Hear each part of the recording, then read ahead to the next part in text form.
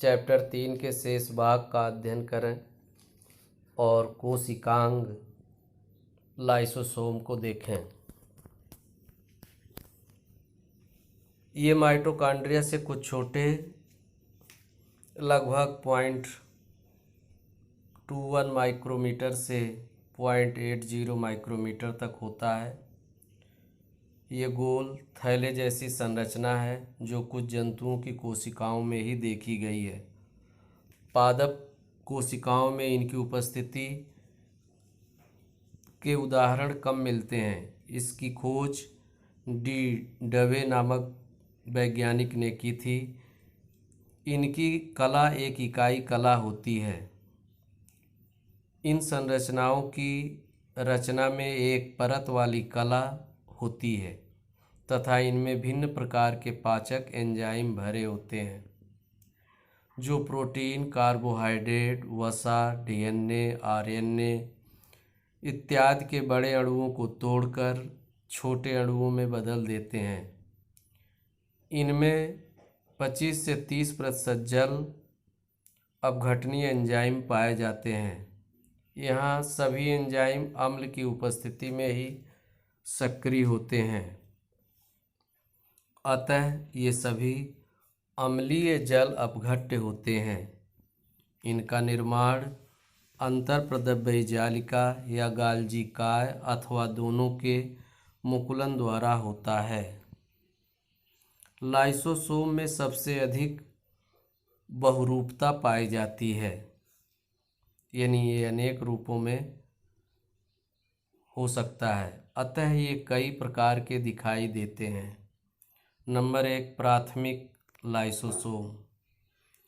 ये इनका प्राथमिक स्वरूप है जब ये गाल्जिकाय अथवा अंतःप्रद्रव्य जालिका के द्वारा मुकुलन के कारण अलग होते हैं। इस समय इनमें अनेक एसिड हाइड्रोलेज पाए जाते हैं। नंबर 2, द्वितीयक लाइसोसोम।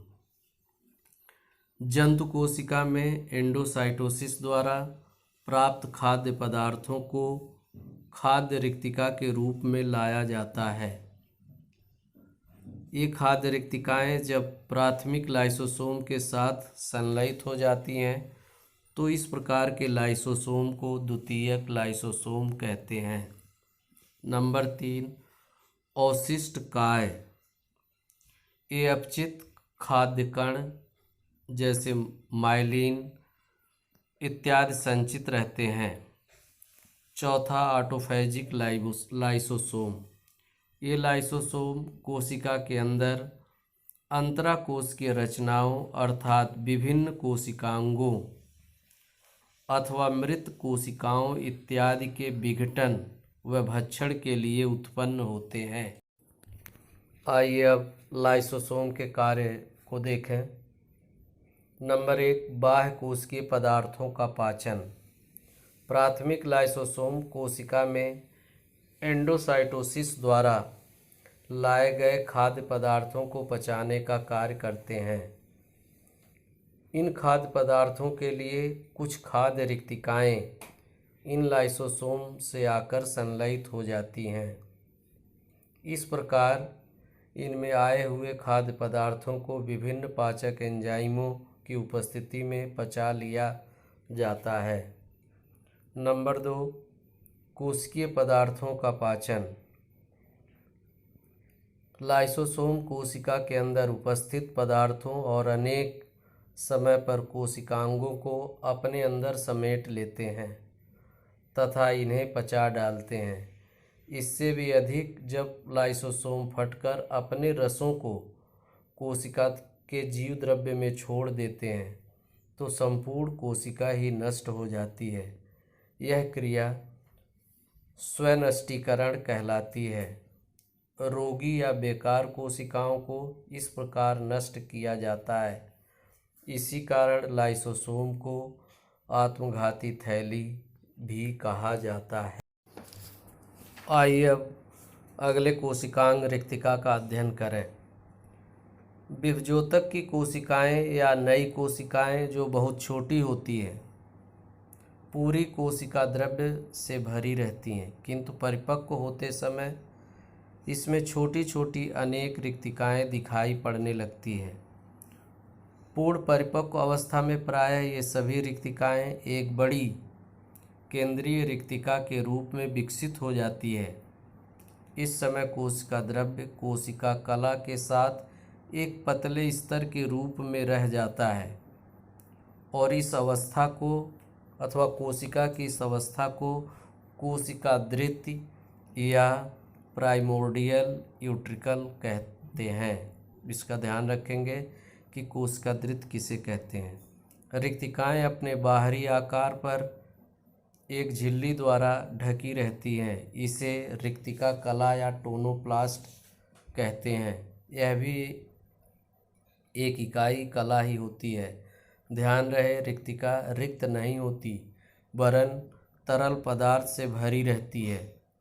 यह पदार्थ पानी में विभिन्न पदार्थों का विलयन होता है। इसे कोशिका रस अथवा रिक्तिका रस या सेल सैप भी कहते हैं। सेल सैप में घुले पदार्थों में विभिन्न खनिज लवण, कार्बोहाइड्रेट, कार्बनिक अम्ल तथा विभिन्न प्रकार के रंग हो सकते हैं। जंतु कोशिकाओं में सामान्यतः बड़ी रिक्तिकाएं नहीं पाई जाती हैं। आइए अब रिक्तिका के कार्य को देखें। रिक्तिका रस जल तथा उसमें घुले विभिन्न प्रकार के पदार्थों का कोशिका के बाहर तथा अंदर आदान प्रदान पर नियमन रखता है। कोशिका को कड़ापन अथवा स्फीत प्रदान करता है। यह कोशिका के लिए भंडार का कार्य भी करता है। आइए अब कोशिका के अंदर पाई जाने वाली अन्य सूक्ष्म संरचनाओं को देखें। माइक्रोसोम के अतिरिक्त एंडोप्लाज्मिक रेटिकुलम की झिल्लियों, गाल्जिकाय आदि की अनेक रचनाओं के विभिन्न प्रकार टूटने के कारण अनेक प्रकार की छोटी छोटी थैली सदृश संरचनाएं हाइलोप्लाज्म में तैरती रहती है। इनमें स्फीरोसोम पौधों की कोशिकाओं में भी पाई जाती है, जिनमें लाइसोसोम के समान अनेक एंजाइम होते हैं, जैसे हाइड्रोलेज, फास्फोटेज, एस्टरेज, राइबोन्यूक्लिएज इत्यादि। फिर भी इन सब का सम्मिलित रूप लाइसोसोम से भिन्न होता है। ऐसा समझा जाता है कि इनका प्रमुख कार्य वसाओं को एकत्रित करना, उनका रूपांतरण तथा संश्लेषण करना होता है। इस प्रकार की संरचनाएं अपने कार्य और पदार्थों के अनुसार अनेक नामों से पुकारी जाती हैं, जैसे पराक्सीसोम प्रकाश श्वसन में सहायक होती है, ग्लाइऑक्सीसोम वसाओं का कार्बोहाइड्रेट्स में परिवर्तन कराने में सहायक होता है। इसके अतिरिक्त संपूर्ण हाइलोप्लाज्म में अनेक सूक्ष्म नलिकाएं भी पाई जाती हैं। इनका वर्णन सर्वप्रथम तंत्रिका कोशिकाओं के अक्षीय द्रव्य में किया गया था। लेडवेटर व पोर्टर ने अनेक पादप कोशिकाओं में इनका वर्णन किया है। ये कोशिका कंकाल का निर्माण भी करती हैं। आइए अब सबसे महत्वपूर्ण कोशिकांग केंद्रक को देखें। केंद्रक कोशिका का सबसे बड़ा, स्पष्ट तथा अन्य महत्वपूर्ण कोशिकांग है। लगभग सभी पादप कोशिकाओं में पाया जाता है। केंद्रक की खोज रॉबर्ट ब्राउन ने की थी।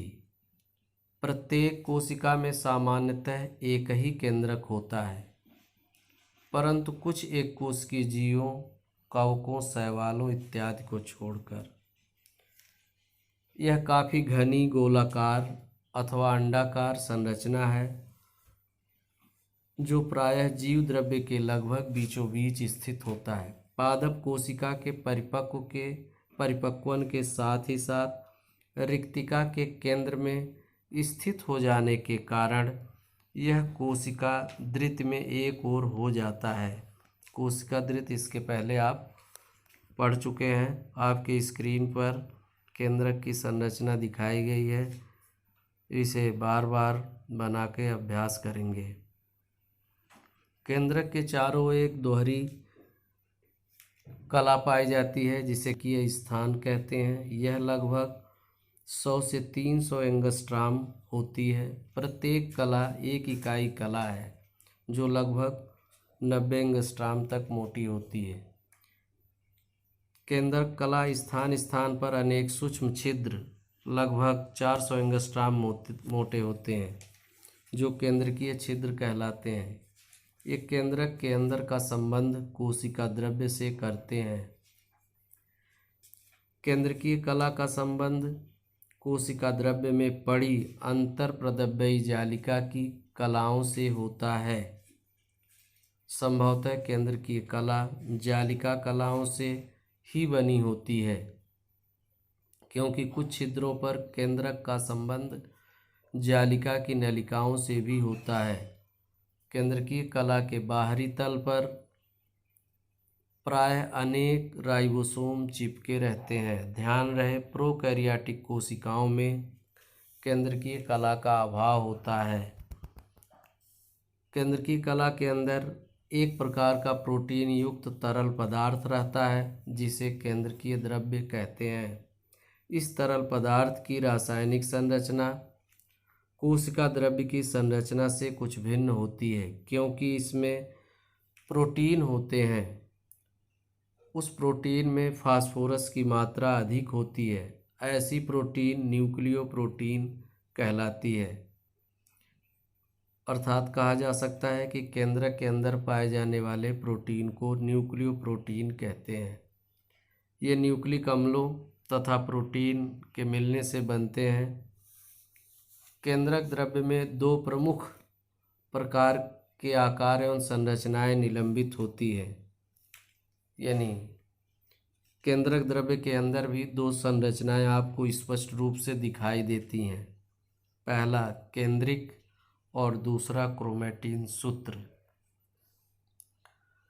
केंद्रिक एक या दो हो सकते हैं जो प्रमुख रूप से राइबोसोम के घने स्थान हैं और कोशिका विभाजन के समय ये गायब हो जाते हैं। केंद्रिक के अतिरिक्त भी कुछ विशेष प्रकार से रंगे जाने वाले छोटे परिमाप के स्थान होते हैं। ये संरचनाएं पाई जाती हैं जिन्हें कैरियोसोम कहते हैं। कुछ अन्य अति सूक्ष्म कणिकाएं दिखाई पड़ती हैं। इन स्थानों को क्रोमोसेंटर्स भी कहते हैं। सामान्य अवस्था में जाल के रूप में रहते हैं। सामान्य अवस्था में एक विशेष प्रकार की जटिल न्यूक्लियोप्रोटीन के बने क्रोमैटिन सूत्र एक दूसरे के ऊपर फैलकर एक जाल बना लेते हैं। इसी कारण इसको क्रोमैटिन जाल भी कहते हैं। ये कोशिका विभाजन के समय अधिक स्पष्ट हो जाते हैं और गुणसूत्र के रूप में दिखाई देने लगते हैं। इनके कुछ भाग अन्य भागों की अपेक्षा अत्यधिक हल्का रंग पकड़ता है तथा उन्हें हेट्रोक्रोमैटिन कहते हैं। शेष भाग यूक्रोमैटिन कहलाता है। यानी जहाँ अधिक गहरा रंग पकड़ता है उसे यूक्रोमैटिन कहते हैं। क्रोमैटिन की रासायनिक संरचनाएं निम्न प्रकार के पदार्थों से बनी होती हैं। नंबर 1 हिस्टोन प्रोटीन जो क्षारीय होती है जो लगभग 11% होती है। दूसरा सरल प्रोटीन जो लगभग 14% के आसपास पाई जाती है। नंबर 3 अम्लीय प्रोटीन जो सबसे अधिक लगभग 65% पाई जाती है। नंबर 4 न्यूक्लिक अम्ल जिनमें डीएनए और आरएनए पाए जाते हैं। डीएनए लगभग 10% और आरएनए लगभग 2 से 3% पाया जाता है। यहाँ आप समझ लेना चाहिए कि इन पदार्थों में न्यूक्लिक अम्ल विशेष पदार्थ है जो लगभग पूरी कोशिका पर किसी न किसी रूप में नियंत्रण रखता है। इनमें से डीएनए तो बहुत ही महत्वपूर्ण है क्योंकि डीएनए ही आनुवंशिक पदार्थ है जो संतानों में लक्षणों को ले जाने और फिर से प्रादुर्भाव में लाने का कार्य करता है। ये पदार्थ ही जीन को बनाते हैं, अर्थात डीएनए के द्वारा ही जीन का निर्माण होता है, जिसके विषय में ही भारत में जन्मे डॉक्टर हरगोविंद खुराना को नोबेल पुरस्कार मिला था। इसके साथ ये लेक्चर यहीं समाप्त होता है। धन्यवाद।